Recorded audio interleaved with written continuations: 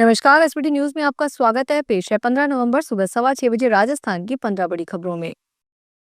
Rajasthan high court ने सरकार को पंचायत और निकाय चुनाव 15 अप्रैल 2026 तक करवाने के निर्देश दिए हैं।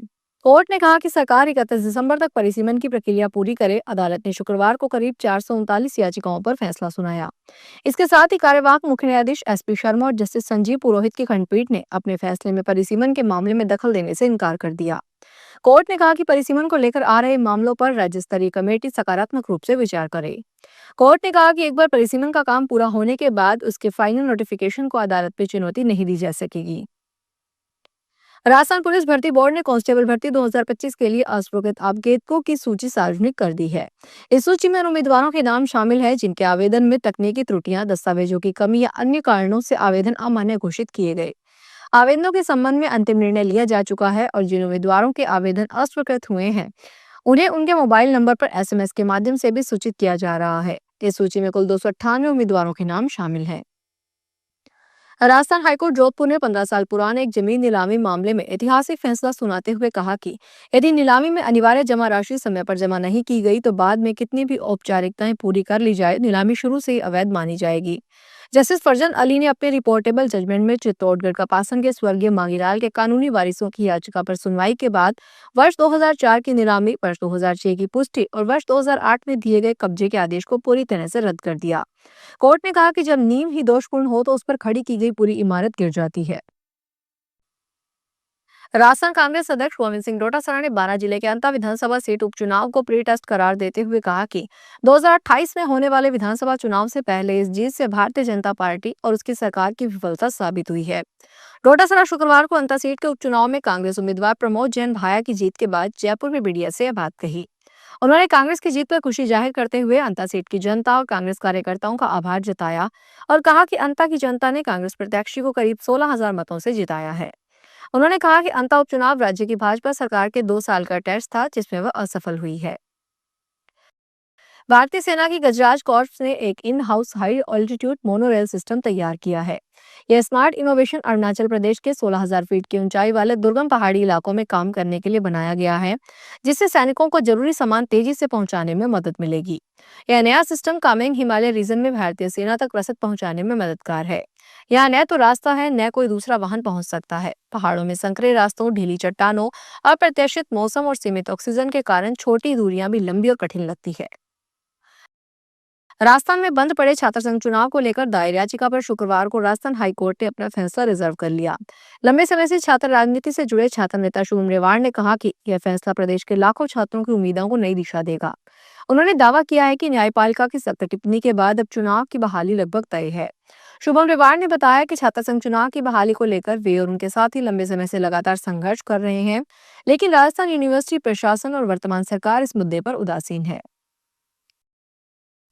प्रधानमंत्री नरेंद्र मोदी ने बिहार विधानसभा चुनाव में राष्ट्रीय जनतांत्रिक गठबंधन की जीत को सुशासन, विकास, जनकल्याण की भावना और सामाजिक न्याय की जीत बताते हुए कहा कि यह प्रचंड जीत गठबंधन को नए संकल्प के साथ जनता की सेवा करने की शक्ति प्रदान करेगा। मोदी ने शुक्रवार को सोशल मीडिया पर एक पोस्ट में कहा कि सुशासन की जीत हुई है, विकास की जीत हुई है, सामाजिक न्याय की जीत हुई है। बिहार के मेरे परिवारजनों का बहुत बहुत आभार, जिन्होंने 2025 के विधानसभा चुनावों में राज्य को ऐतिहासिक और अभूतपूर्व जीत का आशीर्वाद दिया है। यह प्रचंड जनादेश हमें जनता जनार्दन की सेवा करने और बिहार के लिए नए संकल्प के साथ काम करने की शक्ति प्रदान करेगा। बाड़मेर यूआईटी की ओर से अतिक्रमण हटाने की कार्रवाई लगातार दूसरे दिन भी जारी है। शुक्रवार को यूआईटी ने मेडिकल कॉलेज के सामने बने अस्थायी दुकानों के लिए चिन्हित की बाउंड्री को तोड़ा है। इस दौरान मालिक ने डॉक्यूमेंट भी बताए गए हैं। यूआईटी सेक्रेटरी ने डॉक्यूमेंट देखने के बाद अतिक्रमण को तोड़ा गया। सचिव श्रवण सिंह राजावत ने कहा, जो कॉलोनी और हाईवे किनारे पर अतिक्रमण है उन्हें तोड़ा जा रहा है। अगर जिनके डॉक्यूमेंट लीगल हैं उनको डॉक्यूमेंट चेक करके छोड़ा जा रहा है। जयपुर इंटरनेशनल एयरपोर्ट पर शुक्रवार को बड़ा हादसा टल गया। आज दोपहर 12:30 बजे एक नॉन शेड्यूल फ्लाइट टैक्सिंग के दौरान गलत दिशा में चली गई। फ्लाइट को रनवे पर जाना था, जो अपने टैक्सी वे से गलती से बे 03 की तरफ मोड़ दिया गया। घटना के समय न तो फॉलो मी वाहन उपलब्ध था, न ही एप्रन कंट्रोल की ओर से स्पष्ट मार्गदर्शन दिया गया, जिससे स्थिति और गंभीर हो गई। फॉलो मी वाहन न होने से एयरक्राफ्ट कुछ देर तक वहीं खड़ा रहा। फॉलो मी वाहन से ही नॉन शेड्यूल्ड को रनवे पर पहुंचाया जाता है। इसके बाद एप्रन कंट्रोल और एटीसी को गलती का एहसास हुआ। पायलट ने फॉलो मी की मांग नहीं की थी। गलत टैक्सिंग के बाद एटीसी ने फॉलो मी की आवश्यकता बताई। अलवर में सांसद खेल उत्सव 2.0 चल रहा है। सेमीफाइनल मैच के दौरान शुक्रवार को हंगामा देखने को मिला।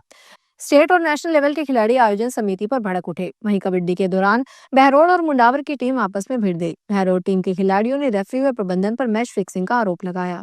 सेमीफाइनल मैच में रस्साकसी, खो खो, कबड्डी, वॉलीबॉल, कुश्ती, दौड़ सहित अन्य गेम में खेलने के लिए 4 कैटेगरी की टीमें पहुंची है। हर गेम में 8 टीमें हिस्सा ले रही है। आज फाइनल में जाने वाली टीमों की तस्वीरें साफ हो जाएगी। चूरू के चिंकारा शूटिंग रेंज की शूटर कनिष्क शर्मा का चयन 68वीं नेशनल शूटिंग चैंपियनशिप के लिए हो गया है। उन्होंने भोपाल में आयोजित ऑल इंडिया जीवी मामलंकर शूटिंग चैंपियनशिप में शानदार प्रदर्शन करते हुए यह उपलब्धि हासिल की है। 15 वर्षीय कनिष्क शर्मा ने भोपाल प्रतियोगिता में बेहतरीन एकाग्रता और मजबूत प्रदर्शन का परिचय दिया। उनके प्रदर्शन ने न केवल उनके कोच और खेल प्रेमियों को प्रभावित किया, बल्कि क्षेत्र के युवा खिलाड़ियों के लिए भी प्रेरणा का स्रोत बना। कनिष्क चूरू के शिव कॉलोनी के निवासी हैं और 12वीं कक्षा के छात्र हैं। करौली में स्वतंत्र भारत के प्रथम प्रधानमंत्री पंडित जवाहरलाल नेहरू की जयंती मनाई गई। इस अवसर पर कांग्रेस कार्यकर्ताओं और पदाधिकारियों ने नेहरू पार्क स्थित उनकी प्रतिमा पर माल्यार्पण कर श्रद्धांजलि अर्पित की। बाल दिवस के रूप में मनाए जाने वाले इस दिन कार्यकर्ताओं ने नेहरू जी के आदर्शों और राष्ट्र निर्माण में उनके योगदान को याद किया। कार्यक्रम के दौरान कार्यकर्ताओं ने पंडित नेहरू के दूरदर्शी नेतृत्व, वैज्ञानिक सोच और आधुनिक भारत के निर्माण में उनकी भूमिका पर चर्चा की। राजस्थान में उत्तर पश्चिमी रेलवे द्वारा बीकानेर मेहता रोड रेलखंड के मारवाड़ छापरी खजवाना मारवाड़ मुडवा स्टेशनों के मध्य संपूर्ण रेल पथ नवीनीकरण कार्य किया जा रहा है। इसके कारण रेल यातायात प्रभावित रहेगा। उत्तर पश्चिमी रेलवे के आधिकारिक सूत्रों ने शुक्रवार को बताया कि गाड़ी संख्या 12489 श्रीगंगानगर दादर एक्सप्रेस रेल सेवा 16 नवंबर से 14 दिसंबर तक प्रत्येक मंगलवार को श्रीगंगानगर से अपने निर्धारित समय से 1 घंटे की देरी से प्रस्थान करेगी। पंजाब की तरन विधानसभा सीट आम आदमी पार्टी ने फिर जीत ली है। आपके उम्मीदवार हरमीत संधू ने उपचुनाव में 12,091 वोट से जीत हासिल की है। उन्हें कुल 42,649 वोट मिले।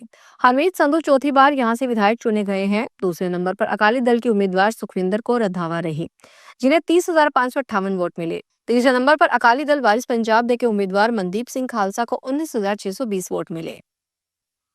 पुलिस थाना साइबर अपराध झुंझुनू को शेयर ट्रेडिंग के नाम पर ऑनलाइन लाखों रुपए की ठगी करने वाले एक बड़े मामले में सफलता मिली है। पुलिस अधीक्षक ब्रजेश ज्योति उपाध्याय ने बताया कि साइबर फ्रॉड के मुख्य मुजरिम मीत रावल को गुजरात से गिरफ्तार किया गया है। राम खिलाड़ी मीना और थाना अधिकारी पुलिस थाना साइबर अपराध गोपाल लाल के नेतृत्व में टीम का गठन किया गया।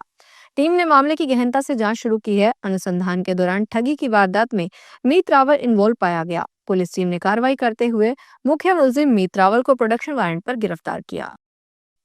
तो ये थी राजस्थान की 15 बड़ी खबरें। अगर आपको हमारा बुलेटिन पसंद आया हो तो वीडियो को लाइक करें, अपने दोस्तों से शेयर करें और चैनल को सब्सक्राइब करना ना भूलें।